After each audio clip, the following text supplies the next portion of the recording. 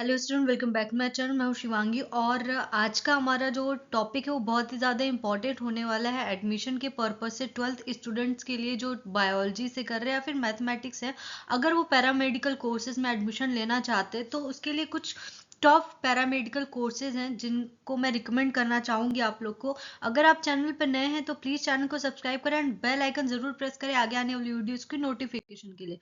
तो देखिए, जो पैरामेडिकल कोर्सेज हैं वो बेसिकली आपके एक मेडिकल ट्रेनिंग प्रोग्राम्स होते हैं, स्पेशलाइज्ड होते हैं। ठीक है, जितने भी आपके पैरामेडिकल कोर्सेज ऐसे होते हैं जो कि मेडिकल को सपोर्ट करने के लिए होते हैं। ठीक, किसी भी हॉस्पिटल में अगर डॉक्टर का जितना रोल होता है उतना ही पैरामेडिकल टीम का भी सेम रोल होता है। और ये जो पैरामेडिकल फील्ड है वो बहुत ही ज़्यादा हाई डिमांड में रहती है। जितने भी हेल्थ केयर सेटअप्स हैं उनमें, प्राइवेट हो चाहे गवर्नमेंट बॉडीज हो, सब में पैरामेडिकल जितने भी पैरामेडिकल स्टाफ है उनका उतना ही रोल होता है। तो सबसे पहले कुछ स्पेशल कोर्सेज है, कुछ कुल मिला के 9 कोर्सेज है पैरामेडिकल बैचलर कोर्सेज में। डिप्लोमा की बात नहीं कर रही हूँ, डिप्लोमा में बहुत सारे आपको वेराइटीज मिल जाएंगी, बट हाँ अभी मैं बैचलर कोर्सेज के बारे में बात करूंगी। तो बैचलर कोर्सेज में देखिए, सबसे पहला आपका BMLT, देन है आपका BSc in radiology and imaging technology, BRIT के नाम से जानते हैं इसको। बैचलर ऑफ फिजियोथेरेपी BPT, ये इस साल से इसका एडमिशन मोस्ट प्रोबेबली है कि नीट का जो आपका स्कोर कार्ड होने वाला उसके थ्रू होगा कुछ कुछ जगहों पे। देन उसके बाद आपका BSc in operation theatre technology, BSc in cardiovascular technology, BSc in dialysis technology, BSc in optometry, BSc in audiology and speech language pathology, फिर आपका बैचलर ऑफ ऑक्यूपेशनल थेरेपी। अब देखिए, इन सारे कोर्सेज के बारे में हम डिटेल में बात करेंगे थोड़ा बहुत कि इनकी एलिजिबिलिटी क्राइटेरिया की और किस फील्ड में इस कोर्स को करने के बाद जॉब अपॉर्चुनिटीज है। तो देखिए, सबसे पहले BMLT पे आते हैं, bachelor in medical lab technology. इसके बारे में आप सभी जानते हैं, अटल में इसको BMLS के नाम से भी जानते हैं, bachelor in medical lab laboratory sciences. देखिए, ये जो कोर्स है आपका 3 to 4 ईयर्स का होता है। 3 ईयर्स की थ्योरी और हाफ ईयर्स की इसमें इंटर्नशिप होती है। कुछ जगहों पे 3.5 साल का थ्योरी है आपका और 6 मंथ का इंटर्नशिप मैंडेटरी होता है डिग्री के लिए। एलिजिबिलिटी इसका क्या है, PCB है। अगर कोई DMLT करने के बाद अगर BMLT में एडमिशन लेता है तो कुछ कुछ कॉलेजेस में डायरेक्टली एडमिशन मिल जाता है। बट अगर आपने मैथमेटिक्स से आपका 12th है, फिर DMLT करने के बाद अगर आप अटल के थ्रू एडमिशन लेते हो तो BMLT फर्स्ट ईयर में ही आपको एडमिशन मिलेगा। फिर आपका medical laboratory technology, research assistant और क्वालिटी एनालिस्ट की आपका करियर अपॉर्चुनिटीज है। ठीक है, सिर्फ और सिर्फ मेडिकल लेबोरेटरी टेक्नोलॉजी नहीं, रिसर्च असिस्टेंट जो भी रिसर्च प्रोजेक्ट आते हैं उसमें भी रिसर्च असिस्टेंट की जॉब वैकेंसी आती है। आप एज ए क्वालिटी एनालिस्ट भी जॉब कर सकते हैं। ये आपकी, इसके साथ ही साथ एकेडमिक्स में भी आपको इम्पॉर्टेंट रोल रहता है, एकेडमिक्स में भी जॉब मिल जाती है। देन उसके बाद हम आते हैं BSc in radiology and imaging technology. ये जो आपका कोर्स है, ये आप इसमें आपका एक्सरे, CT स्कैन, MRI, ये सारी चीजें जो डायग्नोस्टिक इमेजिंग डायग्नोस्टिक है, ठीक है, जहाँ पे इमेजेस वाली डायग्नोस्टिक्स होती है, वो आपका क्या है, रेडियोलॉजी इमेजिंग टेक्नोलॉजी है। ये भी आपका 3 to 4 ईयर का कोर्स है। इसके लिए PCB और PCM, यानी कि अगर बायोलॉजी से भी हो या फिर आपने मैथमेटिक्स से 12th कंप्लीट करा है तो आप एलिजिबल हो। कुछ कुछ कॉलेजेस की आपकी अलग एलिजिबिलिटी क्राइटेरिया होती है, वो आपको चेक करना होगा। As a radiographer, imaging specialist और रेडियोलॉजिक सेफ्टी ऑफिसर आप जॉब कर सकते हैं। ये आपका career opportunity after BRIT। Then उसके बाद है बैचलर ऑफ फिजियोथेरेपी। फिजियोथेरेपी के जो कोर्स है ये भी काफी ज्यादा आपका इस टाइम ट्रेंडिंग कोर्सेज है। Physical rehabilitation for injury and pain relief, कोई भी इंजरी हो रही है, पेन रिलीफ हो रहा है, चाहे वो न्यूरो हो, स्पोर्ट्स हो या फिर ऑर्थो के पेशेंट, तो बहुत सारे आपके कार्डियोवेस्कुलर जो डिजीज है उसमें भी रिहेबिलिटेशन के लिए उसमें भी आपकी फिजियोथेरेपी की इंपॉर्टेंस बहुत एक अलग है। ये भी जो आपका कोर्स है ओवरऑल 4.5 ईयर का होता है। 6 मंथ की इंटर्नशिप होती है, कुछ कुछ जगह 5 ईयर्स का ये कोर्स है। इसके लिए जो एलिजिबिलिटी वो है 10+2, यानी कि 12th होना चाहिए आपका बायोलॉजी से, 50 मार्क्स से आपने कंप्लीट करा। करियर क्या आपका, as a physiotherapist, as a rehabilitation expert, sports therapy consultant आप वर्क कर सकते हैं। न्यूरो फिजियोथेरेपी भी इसका एक पार्ट है। मास्टर्स भी इसके बाद आप कर सकते हैं। देन उसके बाद आपका BSc इन ऑपरेशन थिएटर टेक्नोलॉजी, BOTT इसका फुल शॉर्ट फॉर्म रखते हैं। देखिए, इसका मेन फोकस क्या है, सर्जिकल इक्विपमेंट्स की जो हैंडलिंग होती है और OT मैनेजमेंट। जो सर्जिकल इक्विपमेंट्स की हैंडलिंग होती है और जो ओटी मैनेजमेंट है, इनका मेन फोकस होता है। ड्यूरेशन ये भी 3 to 4 ईयर्स का है। इसकी एलिजिबिलिटी पीसीबी यानी कि 12 चाहिए बायोलॉजी से। करियर है आपका क्या, OT technician. As a OT technician आप वर्क कर सकते हैं, एनेस्थेसिया असिस्टेंट का वर्क कर सकते हैं, सर्जिकल टेक्नोलॉजिस्ट के लिए के पोस्ट भी आप वर्क कर सकते हैं। देन इसके बाद है आपका बीएससी इन कार्डियोवेस्कुलर टेक्नोलॉजी। ये आपका कार्डियक जो डायग्नोस्टिक और ट्रीटमेंट है उसमें आप असिस्ट कर सकते हैं। मेन फोकस उनका इसमें रहता है कार्डियक और कार्डियक डायग्नोस्टिक एंड ट्रीटमेंट। जो कैथ लैब्स होती है उनमें ज़्यादा फोकस रहता है। इनका ड्यूरेशन ये भी 3 to 4 ईयर्स का है।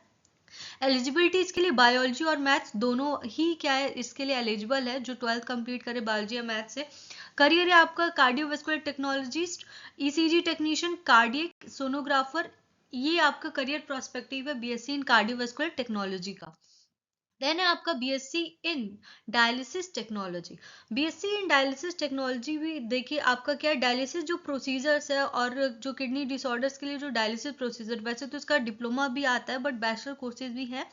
ये 3 इयर्स का आपका कोर्स है। एलिजिबिलिटी है इसकी पीसीबी है, अप टू 50% मार्क्स चाहिए होता है।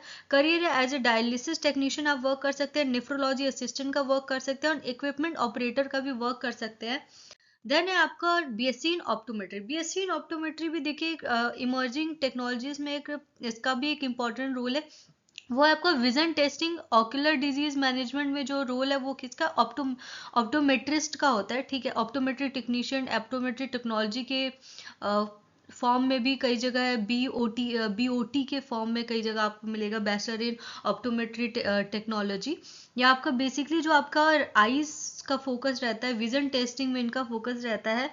12th के बाद, 12th अगर आपने पीसीबी से करा या पीसीएम से करा, आप एलिजिबल हो ऑप्टोमेट्री के लिए। करियर क्या है, एज अ ऑप्टोमेट्रिस्ट आप वर्क कर सकते हैं, vision consultant as a work कर सकते हैं, कॉन्टैक्ट लेंस स्पेशलिस्ट में भी इसका एक इम्पॉर्टेंट रोल है। तो करियर प्रोस्पेक्टिव के बेसिस पे ऑप्टोमेट्री भी एक बेस्ट कोर्स है आपके लिए। देन उसके बाद हम आते हैं BSc in audiology and speech language pathology. देखिए ये एक बहुत ही कम लोग इस कोर्स के बारे में जानते हैं बट ये बहुत ही ज़्यादा अच्छा है, क्योंकि बहुत सारे ऐसे पर्सन होते हैं जिनको बोलने में प्रॉब्लम होती है। ठीक है, स्पीच डिसऑर्डर्स होते हैं और कुछ ऐसे लोग भी होते हैं जिनको सुनने में प्रॉब्लम होती है। ज़्यादातर ओल्ड एज के पर्सन में होती है जिनको मशीनें लगती है। ठीक है, मशीन्स लगाई जाती है। तो ये सारी जो है, जो वर्क है वो ऑडियोलॉजी और स्पीच लैंग्वेज पैथोलॉजी में ही आता है। ठीक है, ये भी जो कोर्स है आपका 4 इयर्स का है। इसके लिए एलिजिबिलिटी चाहिए पीसीबी यानी 12th कंप्लीट करने के बाद जो आप कर सकते हो। बायोलॉजी से अगर आपने किया है, आप एज ए ऑडियोलॉजिस्ट वर्क कर सकते हो, स्पीच थेरेपिस्ट वर्क कर सकते हैं, हियरिंग एड स्पेशलिस्ट वर्क कर सकते हैं। ठीक है, हियरिंग एड यानी कि जो आपके कानों की जो मशीनें लगती हैं, हियरिंग एड्स जो लगते हैं उसमें as a audiology. Speech therapy जो स्पीच के लिए थेरेपी देते हैं, जो स्पीच से रिलेटेड जो डिसऑर्डर्स होते हैं, कुछ बच्चे होते हैं जो प्रॉपर बोल नहीं पाते। ठीक है, कुछ लोग भी होते हैं जिनको प्रॉब्लम होती है, तो वहाँ पे वो स्पीच थेरेपी दे करके उनको करेक्ट किया जाता है। देन उसके बाद है बैचलर ऑफ ऑक्यूपेशनल थेरेपी। ठीक है, ये कोर्स जो है समथिंग समथिंग आपका फिजियोथेरेपी से ही थोड़ा बहुत रिलेटेड है। ठीक है, तो ये भी क्या आपका एक इम्पॉर्टेंट इमर्जिंग आपका कोर्स है और गवर्नमेंट में भी इसकी वैकेंसीज आती हैं बैचलर ऑफ ऑक्यूपेशनल थेरेपी की। ये आपका rehabilitation for physical and mental impairment, जो फिजिकल और इम्पेयर्ड पर्सन है उनके लिए ये रिहेबिलिटेशन का मेन इनका फोकस रहता है। ड्यूरेशन इसकी भी उतनी है जितनी बीपीटी की है, 4.5 ईयर की है, कुछ जगह 5 ईयर्स की है। ठीक है, 6 मंथ की इंटर्नशिप होती है इसमें भी। एलिजिबिलिटी है पीसीबी आपका होना चाहिए 12th से। करियर कैसा है आपका, occupational therapist, ergonomic advisor, rehabilitation specialist, ये सारी चीजें हैं इसके एज ए करियर प्रोस्पेक्टिव से। नेक्स्ट उसके बाद देखिए पैरामेडिकल कोर्सेज परस्यू करने के बेनिफिट्स क्या है। देखिए सबसे ज्यादा है कि high in demand health care. आप लोग जान रहे हो कि नीट की प्रिपरेशन इस टाइम कितना ज्यादा है, बहुत ज्यादा टफ है। बहुत सारे बच्चे अफोर्ड नहीं कर पाते, जो कर भी पाते तो सबका सिलेक्शन नहीं हो पाता। तो मेडिकल फील्ड के अलावा में और भी आपकी अपॉर्चुनिटीज है। ठीक है, एक चीज ये भी है कि डायरेक्ट कांटेक्ट आपका पेशेंट से इन कोर्सेज में नहीं होता। हाँ, कुछ कोर्सेज में है डायरेक्ट है, बट हाँ एक तरीके से आप लेबोरेटरी अगर चूज करते हो, अगर आपको पेशेंट से डायरेक्ट कांटेक्ट नहीं करना है तो वो भी आपके लिए एक बेटर अपॉर्चुनिटी है, सही है। High in demand health care में इनकी डिमांड काफ़ी ज़्यादा है। जो भी पैरामेडिकल कोर्सेज है, जो भी मेडिकल्स हैं, जिनकी स्किल्स अच्छी हैं, उनकी डिमांड काफ़ी ज़्यादा है।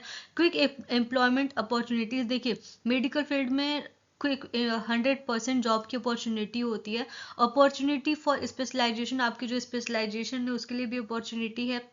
Contribution to saving lifes and improving health, जो भी लोगों की जिंदगियां बचाना और जो हेल्थ की इम्प्रूवमेंट है उसमें भी पैरामेडिकल्स का एक इम्पॉर्टेंट रोल होता है। आफ्टर कोविड सब लोग पैरामेडिकल की तरफ, नर्सिंग की तरफ ज़्यादा फोकस कर रहे हैं। सो आप भी इस कोर्स में जा कर के आप एक अच्छा करियर बना सकते हैं। एकेडमिक्स में भी इसमें करियर अच्छा है। सो अगर आपको इससे रिलेटेड कोई भी क्वेरीज है इन कोर्सेज से रिलेटेड, तो आप कमेंट सेक्शन में कमेंट करके मुझे बता सकते हैं। And thank you so much video को एंड तक देखने के लिए, एंड चैनल को सब्सक्राइब जरूर करिएगा अगर आप नए हैं चैनल पे। तो थैंक यू सो मच।